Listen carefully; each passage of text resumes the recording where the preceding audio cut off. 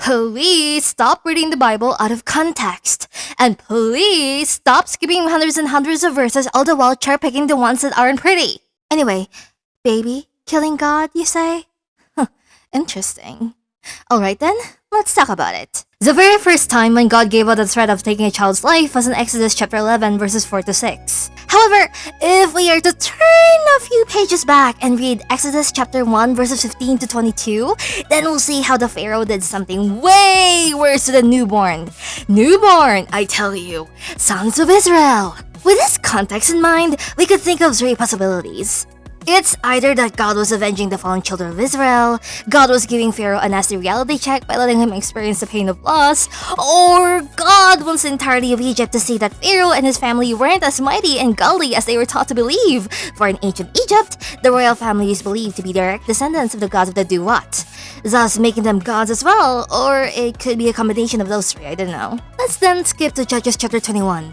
It's a chapter that talks about how the people of Israel attacked the camp of Jabesh-Gilead, struck down the men, women who are no longer virgins, and children, and took the surviving 400 virgins to give them as wives to the Benjaminites. But before raising your pitchforks and scream at me while saying that my God is heartless, the people of Israel did that by themselves.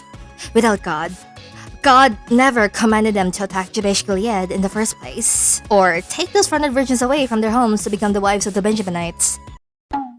Again, let's skip to 1 Kings chapters 15 to 16. It's where the kings who did evil in the eyes of God began to reign over Israel, especially Ahab, who married a Phoenician princess named Jezebel who actively worshipped the pagan god Baal. Oh, how did she and her fellow non-Israelites worship Baal, you might ask? Child slaughter.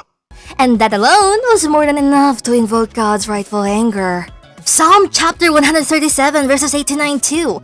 It's clearly the Psalm of Lamentation, the Psalm of pain and mourning. The psalmist was expressing his pain and trauma about the slaughter of Israel's children, which was done by the enemy who mercilessly bashed them against the rocks. Who's the enemy, you might ask? Oh, just the Babylonians who also worship Baal. The very same people who openly worship the false god by slaughtering their very own children as sacrifices. So, before you falsely accuse my God of something so blasphemous as that, I suggest you read the Bible in context. Whole chapters. Do your research too. Okay? God bless.